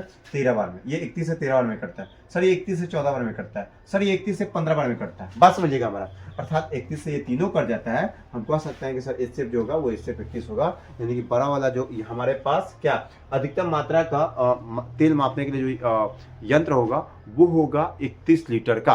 कोई दिक्कत तो नहीं है आपको? एक और बात बोलता है कि ये पूरा तेल मापने में कितना बार मापना पड़ेगा, तो हम जान जाएंगे कितना बार मापना पड़ेगा। बात समझिएगा हमारे पास, सर हमें पता है कि सबसे बड़ा मेजर करने वाला यंत्र है हमारे पास 31 का। सर 31 में जब 403 से भाग करेंगे तो 13 आएगा।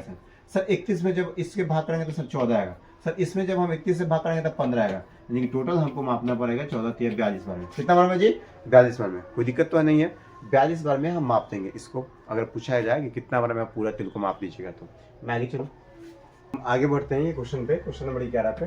क्वेश्चन नंबर 11 हमारा ये कह रहा है, देखिएगा क्वेश्चन नंबर 11 ये कह रहा है कि 85 डिवाइड बाई 34, ठीक है। तो इस टाइप का सिंप्लीफिकेशन का क्वेश्चन जब भी देखे ना, तो जहाँ पे ये फ्रैक्शन वाला हो ना, कटने वाला, तो तुरंत उसको काट दीजिए। जब ये काटिएगा देखिए, तो ये हम कह सकते हैं 85 डिवाइड बाई 34 को 17 बजे 85 और 17 दूना 34, तो हम कह सकते हैं कि सर ये 5/2 है, ठीक है, और गुना है 1/18, अर्थात 5/36 हम पूरा कह सकते हैं इसको। कितना कह सकते हैं? 5/36। बात को ध्यान रखिएगा, ये टोटल को हम कह देते हैं 5/36, ठीक है, क्योंकि हमें पता है कि सर ये बोर्ड मास का है, तो बोर्ड मास का नियम काम करेगा, आगे चलते हैं, ठीक है, माइनस, और ये बड़ा ब्रैकेट है तो बड़ा ब्रैकेट। अब यहाँ पे देखिएगा ये 46/69 है, तो सीधे हम क्या कह सकते हैं कि 30 × 40 और 23 × 69, हम क्या हो सकते हैं कि 2/3 और डिवाइड बाई ये 27 बचे होता है, अर्थात ये 1/5 हो जाएगा। जब ये पलटिएगा तो 2/3 और गुने 5/1, अर्थात 5 × 10 10/3 हो जाएगा। ये कितना हो जाएगा जी? 10/3। बात समझिएगा मेरा, ये हो जाएगा 10/3। ये कितना हो जाएगा जी? ये हो जाएगा 10/3, ठीक है। अब देखिएगा यहाँ पे ये छोटी वाला ब्रैकेट है, यहाँ पे छोटी वाला ब्रैकेट आ जाए माइनस। अब ये 86/129 है, देखिए यहाँ पे क्या है, 86/129 डिवाइड बाई 14/91। यहाँ पे देखिएगा ये सबसे छोटे वाले ब्रैकेट में आ जाएगी, ठीक है। यहाँ पे देखिएगा तो सर ये 43 गुना होता है 66 और 43 दिया होता है 129। सर 7 गुना होता है 14 और सर 63 होता है 91। तो हम कह सकते हैं कि सर ये अगर ये ऊपर जाएगा तो 2/3 और गुने 13/2, हम कह सकते हैं कि 13/3 है। कितना है जी? 13/3 है। बस समझिएगा मेरा, यहाँ पे आ गया 13/3, ठीक है, कोई दिक्कत। अब आगे चलता हूँ मैं। अब यहाँ तक होने के बाद ये यहाँ पे अब देखिएगा तो मझली वाले ब्रैकेट जो होता है यहाँ पे बंद हो जाता है। ये बंद हो गया क्या? अब हमें पता चल गया कि सर यहाँ से लेकर के हम यहाँ तक काम कंप्लीट कर चुके हैं। ये कहाँ तक? 1 मिनट यहाँ से हम स्टार्ट करें तो इसका मान सर ये वाला आया था, ठीक है, और सर इसका मान ये वाला आया था। कोई दिक्कत है क्या? अब आगे चलते हैं। जब हम इसको घटाएंगे, जब हम इसका अंदर का काम करेंगे तो देखिए 10/3 माइनस 13/3, ये एलसीएम लीजिएगा तो 3 और यहाँ पे आ जाएगा -3, अर्थात ये -1 आ जाएगा। सर हमें पूरा पता चला कि ब्रैकेट के अंदर -1 आ रहा है। और कैसे आ रहा है आप पीछे करके देख लीजिएगा, ठीक है। सर हमको जो अभी तक पता चला 5/36 माइनस, ठीक है, और ये सर अंदर ये -1 है, ठीक, और यहाँ पे सर ऑफ का मतलब है गुना, और ये 112/36 है, तो सर लिख देते हैं 112/36। अब 112/36 को काटते हैं। देखिए 112/36 को 4 से काटिएगा तो 4 × 9 = 36 और 28 चौका होता है 112। 28 चौका कितना हो जाता है जी? 112। अब हमें पता चला कि सर ये वाला जो आंसर होगा, बात समझिए हमारा, 5/36 और माइनस प्लस हो जाएगा सर, और ये हो जाएगा 28/9। 28/9 का मतलब होता है 9 चौका 36 एलसीएम, ठीक है, ये हो जाएगा 5 और ये 9 चौका 36 हो जाए तो 28 चौका कितना हो जाएगा जी? 28 चौका सर 112 हो जाएगा, 112 हो जाएगा, ठीक है। अब यहाँ पे देखेंगे 112 और 5 करेंगे तो 117 हो जाएगा, अब बट्टा में आ जाएगा 36। 9 से फिर काट देते हैं सर, 9 चौका 36 हो जाता है, और 9 × 9 93 27 होता है, आपको भी पता। एक मिनट पीछे चलते हैं प्लीज। यहाँ पे देखिएगा ये गैप हो गया क्या? ये गैप हो गया मेरा, एक मिनट, ये मेरा गैप हो गया, प्लीज बात समझिएगा। तो मैं इसको दे नहीं पाऊंगा दोबारा, ठीक है, ये पता नहीं क्यों गैप हो गया। 13 नंबर क्वेश्चन मैं अभी जस्ट जो सॉल्व कर रहा था, बस आप उसको सॉल्व करते आपका आंसर आ जाता है, क्योंकि मैं क्वेश्चन के लिए पीछे नहीं जाऊंगा, सॉरी इसके लिए, ठीक है। चलिए मैं आगे चलता हूँ, ठीक है। आगे क्वेश्चन नंबर 12 नंबर, आपको सिंप्लीफिकेशन आता है आप कर लेंगे, ठीक। क्वेश्चन नंबर 12 पे चलेंगे। 12 नंबर देखिए क्या बोला है, कोई मूलधन साधारण ब्याज की, एक मिनट, मैं अगर यहाँ से अंडू करूँ तो आ सकता है क्या? आ गया, ठीक है, मैं करके दिखाता हूँ। अब देखिए यहाँ पे ये अगर हम 4 से काटेंगे तो यहाँ 9 से काटेंगे तो 9 चौका 36, 9 से काटेंगे तो 13 9 87 सर, 4 12 हो गया और 1/4 सर, 3 + 1/4 मेरा आंसर आना चाहिए। 3 + 1/4 ऑप्शन नंबर 2 है, वो आंसर आ गया आपका, ठीक है। मैं आगे चलता हूँ। यहाँ पे चलिएगा तो क्वेश्चन नंबर 12 है, बोला है कि कोई मूलधन साधारण ब्याज की किसी दर पर 8 वर्ष में स्वयं का दुगुना हो जाता है। देखिए जी, देखिए थोड़ा सा ये ऐसा इसलिए हो रहा है क्योंकि कीड़ा आकर के इस पे सट रहा है, इसका आंसर सो रहा है, ठीक है। बोला है कि कोई मूलधन, तब कभी भी ऐसा क्वेश्चन आ जाए, मैं बताता हूँ, कभी भी ऐसा क्वेश्चन आ जाए कि अपने मूलधन का दुगुना हो जाता है, तिगुना हो जाता है, चौगुना हो जाता है, तो आप ऐसे ऐसे क्वेश्चन में प्रिंसिपल को 1 मानिएगा। क्या बोला है कि कोई मूलधन साधारण ब्याज की किसी दर पर 8 वर्ष में स्वयं का दुगुना हो जाता है। दुगना हो जाता है इसका मतलब क्या है कि अमाउंट 2 हो जाता है। एक प्रिंसिपल था तो अमाउंट 2 हो गया, अमाउंट 2 हो गया, अर्थात एसआई भी एक ही मिला है। इस बात को ध्यान रखिएगा। तो सर एसआई बराबर क्या होता है, P into R into T बटा 100 बराबर एसआई होता है। सर अभी अब बताएं कि ऐसा क्वेश्चन में हमेशा दुगुना हो या एक गुना हो तो आप हमेशा प्रिंसिपल को 1 मानते हैं, और सर रेट नहीं पता है और टाइम दिया है 8 और बटा में कर देते हैं 100, अब बराबर हो जाएगा एसआई जो बोला है, एसआई हमसे बोला है कितना हो जाता है, दुगुना हो जाता है, तो सर एसआई 1 हो जाएगा। क्या बोला है कि प्रिंसिपल अपने जितना शुरुआत में था उसका दुगुना हो जाता है, अर्थात अमाउंट 2 हो जाता है, तो अमाउंट 2 अर्थात एसआई 1। ठीक है, अब हमें पता चला कि सर आर का जो वैल्यू है ये 100/8 आ गया। कितना आ गया जी, 100/8 आ गया। जब आर का वैल्यू 100/8 आ गया तो बोला है कि साधारण ब्याज के समान दर पर वह कितने वर्षों में स्वयं का 4 गुना हो जाएगा। स्वयं का 4 गुना कहने का मतलब होता है कि 1 कम ब्याज मिलेगा, यानी कि 3 ब्याज मिलेगा। ठीक है, 1 रुपया लगाए थे तो 4 रुपया हो गया, तो ब्याज कितना मिला, 3 रुपया ना। अब बात सुनिएगा सर, तो प्रिंसिपल 1 है, आर का मान sir 100/p into R into T का मान नहीं पता है सर, अब बटा में सर कर देंगे 100 कर दिए और बराबर 3 आ गया था सर। ठीक है, ये सर हमें पता है 100 से 100 कट गया तो टी का मान हो जाएगा 24 सर, अर्थात मेरा 24 सर मेरा आंसर आ गया है। कोई दिक्कत है क्या? इस तरीके से क्वेश्चन बन सकता है आपसे, बहुत आसान तरीके से। मैं आगे बढ़ता हूँ, क्वेश्चन नंबर आगे बढ़िएगा, 13 मिलेगी आपको। ये क्वेश्चन काफी शानदार है, काफी मस्त है। मैं लास्ट वीडियो में इस टाइप के क्वेश्चन करवाया था और आज भी करवाऊंगा, और इस टाइप के क्वेश्चन जो बच्चे बहुत समय लेते हैं और बहुत ज्यादा डरते हैं वो आज के बाद इस टाइप के क्वेश्चन से नहीं डरेंगे, कंफर्म है इस बात का। देखिए जी, बोला है कि एक नाव धारा के अनुकूल 63 किलोमीटर और धारा के प्रतिकूल 30 किलोमीटर चलने पर 7 घंटे का समय लेता है। देखिए ये आप धारा के अनुकूल ये डाउन स्ट्रीम हो गया, ये धारा के प्रतिकूल अप स्ट्रीम हो गया, और ये टोटल टाइम लग गया टी से टाइम। ठीक है, हमें पता है कि सर धारा के अनुकूल ये 63 किलोमीटर गया था, सर धारा के प्रतिकूल सर ये कितना गया था, 30 किलोमीटर गया था, और टोटल लग गया था सर इसको 7 घंटा। आगे बोला है कि धारा के अनुकूल 28 किलोमीटर, धारा के अनुकूल 28 किलोमीटर और धारा के प्रतिकूल 48 किलोमीटर, धारा के प्रतिकूल 48 किलोमीटर जाने में इसको 6 घंटा लगता है। तो आप हमको बता दीजिए कि धारा के अनुकूल 35 किलोमीटर और धारा के प्रतिकूल 27 किलोमीटर जाने में कितना समय लगाएगा। भाई क्वेश्चन केवल इतना ही नहीं बनता है, क्वेश्चन बन सकता है आपसे कि धारा की गति ज्ञात करें, सॉरी नाव की गति ज्ञात करें, धारा की गति ज्ञात करें, या फिर आपसे पूछ सकता है कि डाउन स्ट्रीम की स्पीड कितना है, अप स्ट्रीम का स्पीड कितना है, या फिर अलग अलग ये जैसे, भाई क्या हो रहा है ये आज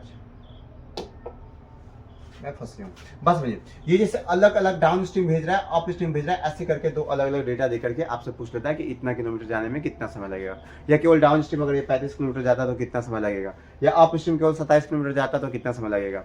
ये बात समझिए बहुत आसान है और आप इस क्वेश्चन को बना सकते हैं। देखिएगा जी, मैं सब बात बता दूंगा यहाँ से। इस टाइप का क्वेश्चन जब भी आया आपका, ये इक्वेशन दिया रहता है, यहाँ इक्वेशन रहता है, ये इक्वेशन रहता है, और ये वाला पूछता है, तो हम क्या करते हैं कि किसी एक का डिस्टेंस बराबर करते हैं, किसी एक का डिस्टेंस बराबर करते हैं। अब किसका बराबर करना चाहते हैं आप कर सकते हैं। यहाँ पे देखिएगा हम कह सकते हैं कि सर ये 963 होता है, और यहाँ पे जब देखिएगा और 7 का 28 होता है, तो सर 7 दोनों में कॉमन है, तो सर यहाँ पे 9 से गुना कर लीजिए और यहाँ पे 4 से गुना कर लीजिए। सर यहाँ पे भी 9 से गुना करना, यहाँ पे भी 4 से गुना करना पड़ेगा, यहाँ पे 9 से गुना करना पड़ेगा, सर यहाँ से 9 से गुना करना पड़ेगा, यहाँ पे 4 से गुना करना पड़ेगा। कोई दिक्कत तो नहीं आपको? ये बात समझिए कि पहले कैसे ये बराबर किए गुना करके। अब हमें पता चला कि सर ये दोनों जब आपस में बराबर है, ये बात समझिए, हम कलर थोड़ा चेंज करते हैं, तो ये आपस में कट जाएगा, कट गया। अब ये कट गया तो अप स्ट्रीम का बारी आएगा। बात समझिएगा, अगर अप स्ट्रीम बचा है तो अप स्ट्रीम का स्पीड निकलेगा। अब क्या कितना हो जाएगा सर, 3 चौका 12, सर ये 120 किलोमीटर गया था। ठीक है, और सर यहाँ से करिएगा तो 9 8 72 के 2 हासिल 7 और 9 चौका 36 36 और 7 43, यानी कि 432 किलोमीटर है। ठीक है, यहाँ पे सर 7 चौक 28 घंटा लगा था और यहाँ पे 9 चौके 54 घंटा लगा था। अब बात समझिएगा मेरा, अब यहाँ का डिफरेंस देखिए, जब यहाँ का डिफरेंस देखिएगा तो आपको आ जाएगा सर 2 1 और यहाँ पे 3, यानी कि 312 किलोमीटर जो अंतर है, यहाँ पे टाइम का अंतर हो जाएगा। तो टाइम का अंतर कितना है सर, ये 26 हो जाएगा। क्या 26 हो जाएगा? बस समझिएगा, यानी कि अप स्ट्रीम 26 घंटा में कितना किलोमीटर जाती है, 312 किलोमीटर जाती है। हम क्या कर देंगे कि अप स्ट्रीम का जो स्पीड हो जाएगा सर, वो कितना हो जाएगा सर ये कितना है यहाँ पे देखिए 312 है सर, तो 312 और डिवाइड बाई 26 करेंगे तो ये मेरा आंसर आ जाएगा, ये 12 किलोमीटर प्रति घंटा। ये काट के देखिए, 26 से कम 26, 26 गुना 52, 12 किलोमीटर प्रति घंटा। अगर आपसे कोई पूछता है कि अप स्ट्रीम की स्पीड कितना है, तो 12 किलोमीटर प्रति घंटा आपके सामने आ गया। अगर हमसे कोई पूछेगा कि डाउन स्ट्रीम का स्पीड कितना है, तो डाउन स्ट्रीम का स्पीड हम तुरंत बता देते हैं कि सर ये 12 वाला हम यहाँ से काटेंगे तो सर बढ़ चुका 48। अगर मेरे पास एक इक्वेशन दिया था, ध्यान सुनिएगा, एक इक्वेशन दिया था कि 28 किलोमीटर, ठीक है, और 48 किलोमीटर, 28 किलोमीटर जब ये डाउन स्ट्रीम जाता, 48 किलोमीटर जब ये अप स्ट्रीम जाता, इसको 6 घंटा समय लगा था। ये बात शुरुआत में बोला था कि नहीं बोला था? बोला था। तो हम यही यहाँ पे अप स्ट्रीम से भाग कर देते हैं। अप स्ट्रीम का स्पीड 12 था, तो 12 से भाग करेंगे तो यहाँ पे 4 घंटा लगा जाएगा। अब जब 4 घंटा यहाँ लगाया, टोटल 6 घंटा लगा, यानी कहीं ना कहीं ये 28 किलोमीटर मात्र 2 घंटा में ट्रैवल करता था। जब 2 घंटा में ट्रैवल करता था तो सर ये डाउन स्ट्रीम का जो स्पीड आ जाएगा ये 14 किलोमीटर प्रति घंटा आ जाएगा। क्यों? क्योंकि 2 घंटा में 28 किलोमीटर, तो 1 घंटा में 14 किलोमीटर प्रति घंटा। अब बात समझिएगा, क्वेश्चन यहाँ पे खत्म नहीं होता है। अगर हम आपसे पूछे कि नाव का स्पीड बताइए, सर नाव का स्पीड जैसे निकालते हैं हम, x का जो मान निकालते हैं सर d + u/2 होता है, ठीक है, नाव का स्पीड या तैराक का स्पीड। और अगर हम धारा की चाल पूछते हैं तो d - u/2 कर देते हैं। तो यहाँ से आप नाव की चाल निकालते हैं तो 12 और 14 जोड़ते हैं तो 26/2 अर्थात 13 किलोमीटर प्रति घंटा नाव की चाल आ जाता है। अगर मैं धारा की चाल पूछता कि कितना हो जाएगा, तो सर 12, 14 और 12 का अंतर 2, 2 डिवाइड बाई 1 अर्थात 1 आ जाता है। किसका था? नाव का चाल 13 किलोमीटर प्रति घंटा और धारा की चाल 1 किलोमीटर प्रति घंटा। ये मैं एक्स्ट्रा क्वेश्चन के लिए बता रहा हूं। लेकिन आपसे क्वेश्चन ये पूछा है कि आप बताइए कि 35 किलोमीटर डाउन स्ट्रीम जाएगा, तो 35 किलोमीटर जब ये डाउन स्ट्रीम जाएगा तो किस स्पीड से जाएगा? 14 की स्पीड से। तो 35/14 टाइम लेगा। कितना टाइम लेगा? 35/14 टाइम लेगा। लेकिन बात समझिएगा हमारा, अगर ये अप स्ट्रीम 27 किलोमीटर जाएगा तो 27 हो जाएगा, 12 की स्पीड से जाएगा, तो यहाँ पे 27/12 टाइम लगेगा। ठीक है, 27/12 टाइम लगेगा। अर्थात जब इस क्वेश्चन को जब आप सॉल्व करिएगा, जब इसे सॉल्व करिएगा तो एलसीएम कितना आ जाएगा? बात समझिएगा हमारा, 7 दूना 14, काट लीजिए, 7 बजे 35, यहाँ पे आ जाएगा 2.5 घंटा। ठीक है, यहाँ पे 3 से काटेगा, देखिए यहाँ पे 5/2 का मतलब क्या होता है? 2.5 घंटा, 2.5 आवर। ठीक है, यहाँ पे देखिए ये 3 से काटेगा तो 3 चौका 12, ठीक है, 3 से काटे 3 9 27, 9/4 का मतलब होता है कि 9 दूना 18। बात समझिएगा, 9 दूना 18। चलिए हटाइए, एक काम करते हैं, ये 5/2 और यहाँ पे 9/4, 5/2 और प्लस 9/4 का एलसीएम निकाल करके जब हम सॉल्व करेंगे तो हमारा आंसर आ जाएगा 4 घंटा 45 मिनट। 4 घंटा 45 मिनट। आप इस क्वेश्चन को क्या आप अच्छे ढंग से समझ गए हैं? ये पूरी क्वेश्चन आपको समझ में आ गया? देखिए ये हल्का क्वेश्चन नहीं है, ये बहुत टफ क्वेश्चन है। इसलिए मैं बोला था कि आप शुरुआती में आपको बताया गया था कि आप ऐसा वैसा क्वेश्चन नहीं बना रहे हैं, आप बहुत टफेस्ट क्वेश्चन बनाने जा रहे हैं। मैं आगे बढ़ूँ? हाँ, मैं आगे बढ़ूँ। ये पूरा कंसेप्ट मैं क्लियर कर चुका हूँ, पूरा कंसेप्ट क्लियर कर चुका हूँ। मैं आगे बढ़ता हूँ, इतना तो आपको सॉल्व करने आता ही है। नेक्स्ट क्वेश्चन नंबर 14 बोला, यदि x के पावर 5 माइनस x के power 4 plus 2x³ plus 3k² x plus k को x माइनस 2 से विभाजित किया जाता है तो शेष 37 प्राप्त होता है, तो k के धनात्मक मान ज्ञात करें। बात समझिएगा भाई, ऐसा क्वेश्चन जब भी आएगा कि इतना से विभाजित करने पे इतना शेष बचता है, तो कुछ नहीं करिएगा, आप ऐसा कर लीजिए कि x के पावर 5 माइनस x के power 4 plus 2x³ plus 3k² x plus k बराबर 37 कर लीजिएगा। अब देखिए यहाँ पे x का मान आप कैसे पुट करिएगा, ये x माइनस 2 बराबर आप 0 रख लीजिए, तो x माइनस 2 बराबर 0, तो x का मान यहाँ से आपका 2 आ जाएगा।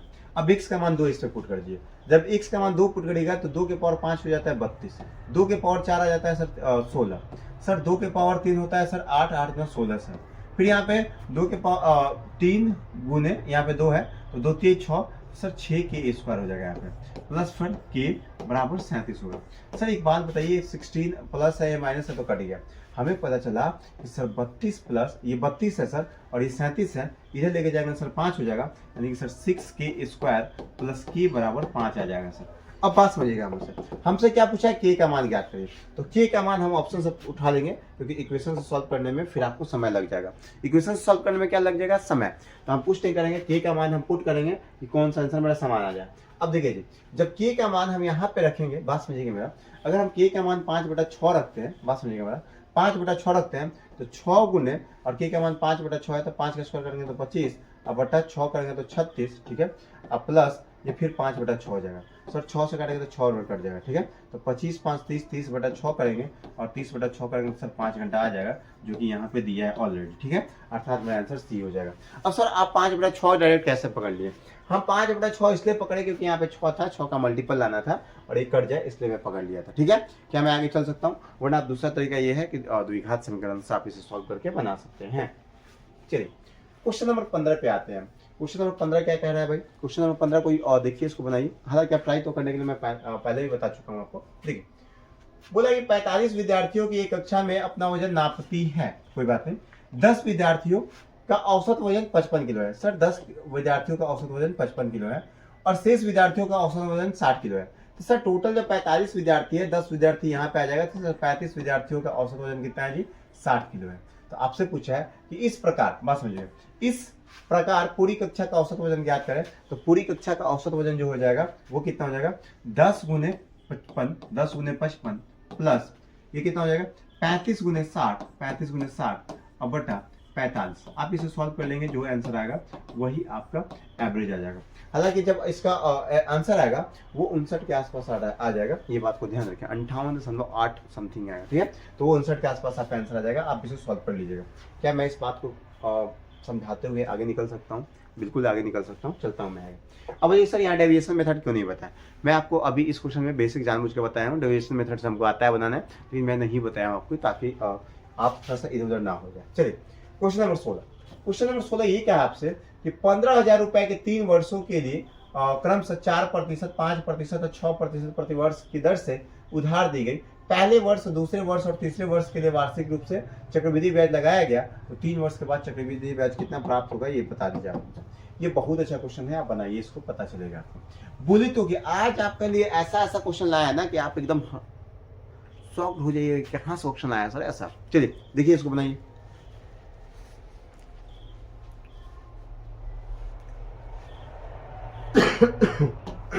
चलिए अगर मैं करूं तो हमें पता है कि सर 15,000 का प्रिंसिपल है। मैं ब्रांचिंग मेथड से बताता हूं। 15,000 का सर प्रिंसिपल है। अब 15,000 का सर 3 साल निकाल लीजिए। पहला साल है, ठीक है सर, ये दूसरा साल है, ठीक है सर, ये तीसरा साल है, ठीक है सर। पहला साल पे जो है ना रेट लगाया 4%, सर दूसरा साल पे जो रेट लगाया ये लगाया 5%, सर तीसरा साल पे रेट लगाया 6%।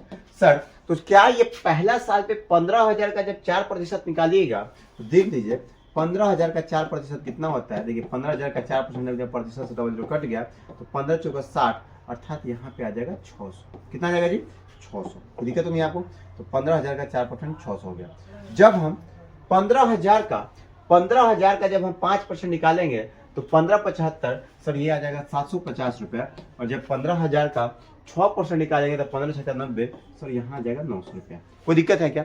ये बस ये अभी हम एसआई निकाले, और सीआई का मतलब होता है कि ब्याज पे भी ब्याज मिलेगा। तो इसका ब्याज यहाँ पे मिलेगा और इसका ब्याज यहाँ पे कितना रेट से मिलेगा? ये 5% के रेट से मिलेगा, तो 6×25 यहाँ पे मिल जाएगा। और इसका ब्याज यहाँ पे मिलेगा 6% के रेट से मिलेगा, तो 600 का 6% सर यहाँ पे 36 हो जाएगा। कोई दिक्कत है क्या आपको? बिल्कुल दिक्कत नहीं है। अब देखिए यहाँ पे अब क्या करेगा कि इन दोनों का ब्याज यहाँ पे मिलेगा। तो सर 750 का जब 6% निकालिएगा, सर 750 का जब आप 6% निकालिएगा, सर 6% का मतलब होता है प्रतिशत से 0 कट गया, नीचे आ जाएगा 10। सर 15×75, 5×10, 2×3=6, 15×3=45, सर 45 आ जाएगा। 750 का जब 6% निकालिएगा तो सर अब 30 का 6% निकालिएगा तो कितना हो जाएगा? सर 30 का 6% जब आप निकालिएगा, 6/100 करिएगा तो 6×3 = 18, 1.8 आ जाएगा। सर 1.8 आ जाता है। कोई दिक्कत है क्या?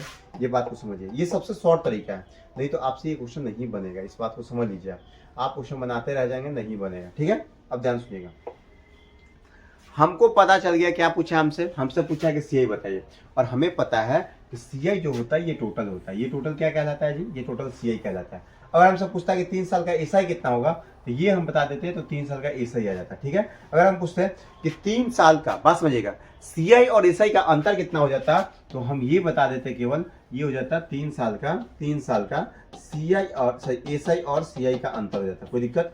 और ये क्या होता है? 3 साल का सीआई होता है, 3 साल का सीआई होता है, ठीक है। और केवल ऊपर वाला क्या होता है? केवल ऊपर वाला रहता है 3 साल का एसआई हो जाता है। कोई दिक्कत है क्या? कोई दिक्कत है क्या आपको? कोई दिक्कत नहीं होनी चाहिए। मैं पूरा ऑपरेशन के साथ चीर फाड़ करके क्वेश्चन सॉल्व कर रहा हूँ। अगर आप बीच में जग गए तो समझिए क्वेश्चन एकदम बन जाएगा, अगर आप सो गए तो गड़बड़ हो जाएगा। बात समझ में आ रही है? चलिए अब बात समझिएगा हमारा। अब यहाँ तक होने के बाद हम आपको बता देते हैं कि सर 7 6 13, अब इसको पूरा जोड़ते हैं, पूरा जोड़ करके मेरा जो आंसर आ जाएगा सर लास्ट में 0.8 है। 0.8 है तो ये वाला आंसर नहीं होगा, ये वाला आंसर नहीं होगा, 2 ऑप्शन कट गया। ठीक है, अब देखिएगा हमारा जब इसको जोड़िएगा तो आपका आंसर कितना हो जाएगा सर, यहाँ पे जब हम जोड़ेंगे 23 तो सर दोनों में 23 और दोनों में है, 62 और 80 में देखना है सर। सर 62 और 80 कितना हो जाएगा हम देख लेते हैं सर। 4 3 7, 7 3 10, 10 5 12, 12 1 13। ठीक है ना, कोई बात नहीं, हमको लगता है कि आपका आंसर यही हो जाएगा 2362 समथिंग।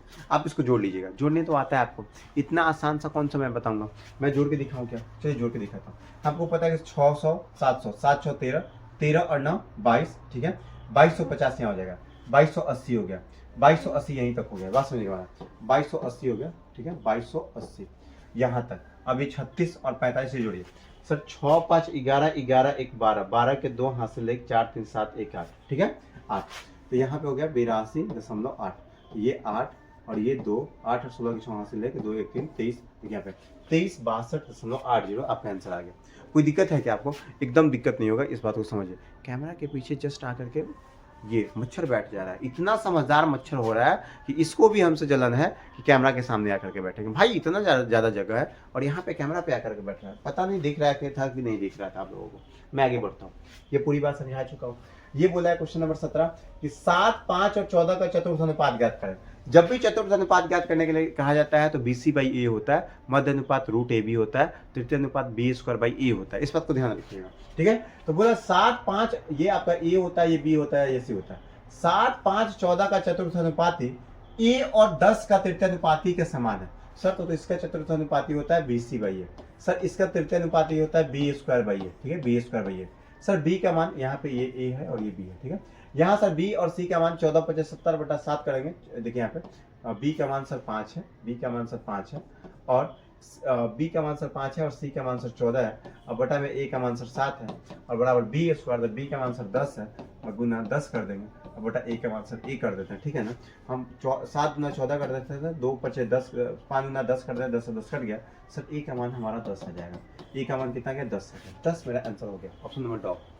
ये इतना आसान सा क्वेश्चन था, लेकिन बार बार मच्छर का आक्रमण हमारे कैमरा पे हो रहा है। भाई ये बात एकदम हमको पसंद नहीं आ रहा है, पता नहीं उसमें भी लग रहा है इसको खून मिल जा रहा है, चूस रहा है, एकदम दिमाग खराब मेरा करके रख दिया।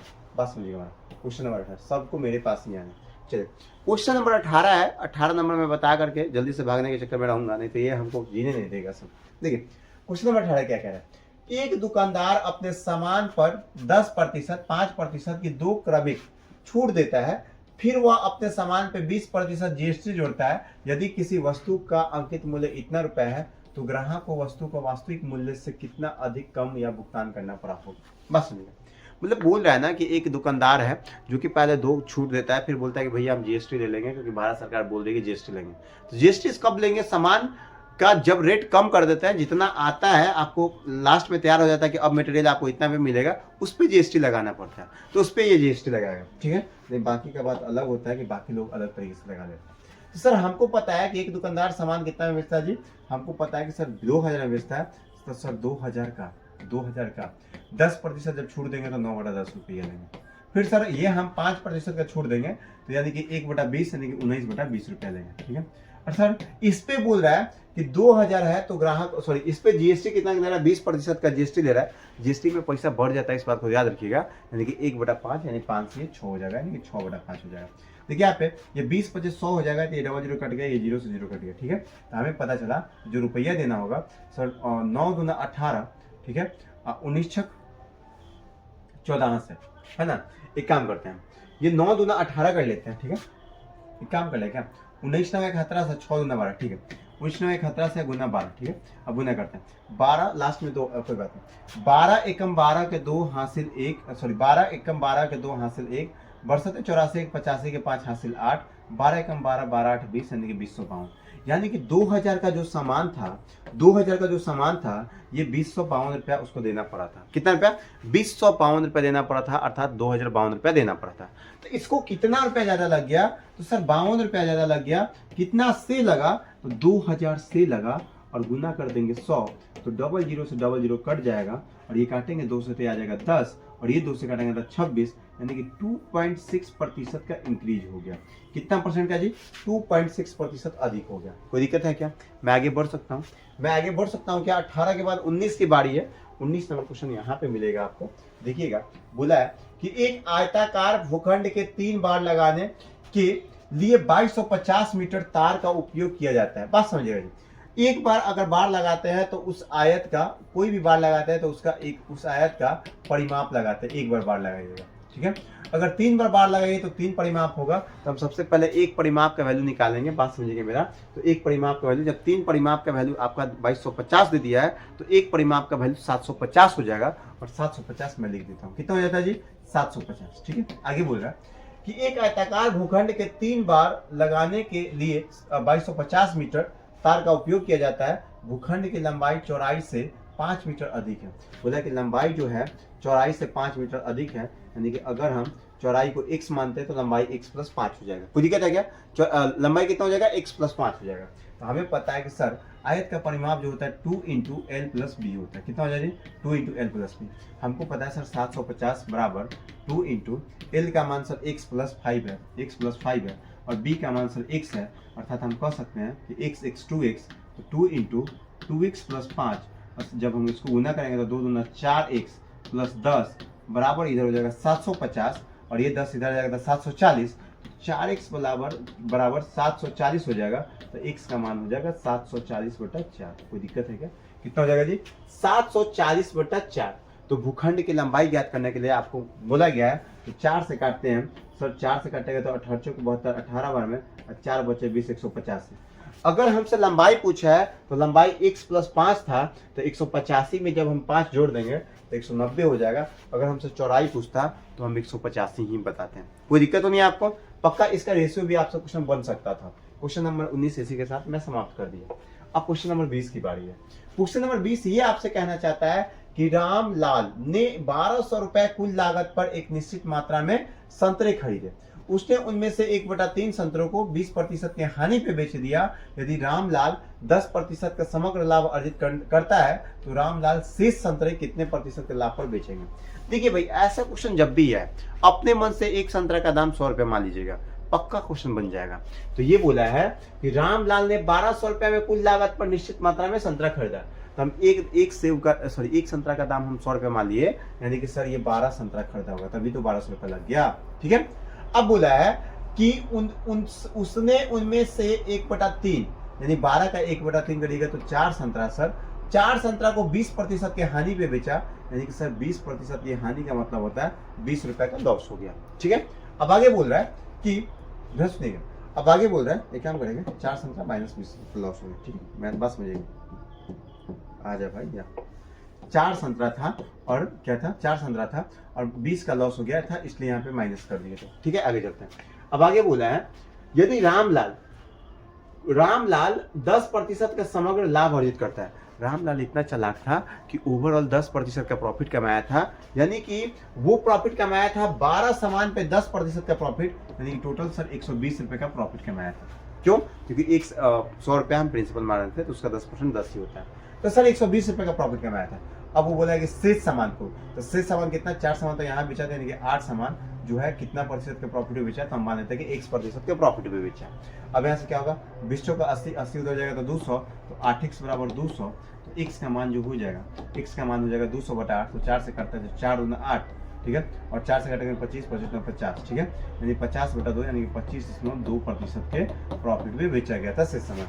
25.2% कहीं पे भी नहीं है, तो कुछ गलती कर दी गई। अच्छा सॉरी, 2 से काटेंगे तो 25 में कट जाएगा। ठीक है, क्योंकि 25 8 200 होता है, मैं क्या क्या कर रहा, यानी कि 25% के प्रॉफिट पे बेचा गया था सामान।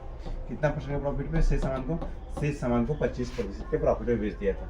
इसी के साथ मैं आज का ये क्लास समाप्त करता हूँ। थैंक यू भाई, बहुत बहुत धन्यवाद कि आप हमारे साथ लगातार जुड़ रहे हैं, आप हम पे लगातार बिलीव बना रहे हैं। बस एक बात करते रहिएगा, ध्यान रखते रहिएगा कि मैं जितने भी बातों को आपके सामने रखा हूँ, जितना भी कंसेप्ट मैं आपको समझाता हूँ, जितना भी क्वेश्चन लेकर के आता हूँ, उन सभी क्वेश्चन पे अगर आपका कमांड हो जाता है तो पक्का आप 20 में से 20 मार्क्स मैथ के SSGD में पक्का लेकर के आएंगे। और मुझे याद है कि मैं आपको 40 वीडियो वीडियो का 57वां दिया हूँ, मैं 40 वीडियो पक्का प्रोवाइड करवाऊंगा। ये 31वां वीडियो आज अभी डन कर दिया हूँ मैं 32वां वीडियो एकदम लेकर के आऊँगा और रेगुलर लेकर के आऊँगा। बस थोड़ा सा मेरा हेल्थ इशू खराब था, मेरा हेल्थ इशू चल रहा था, इस कारण से मेरा तबियत इस कारण से मैं वीडियो को तैयार नहीं कर पा रहा था तबियत की वजह से। ठीक है, अभी भी मैं बोलता हूँ तो तेज आपका ये गला में थोड़ा सा दिक्कत हो जा रहा है, तो मैं फिर भी मैं आपको 40 वीडियो एग्जाम से पहले दूंगा, तो दूंगा पक्का, इस बात की गारंटी है।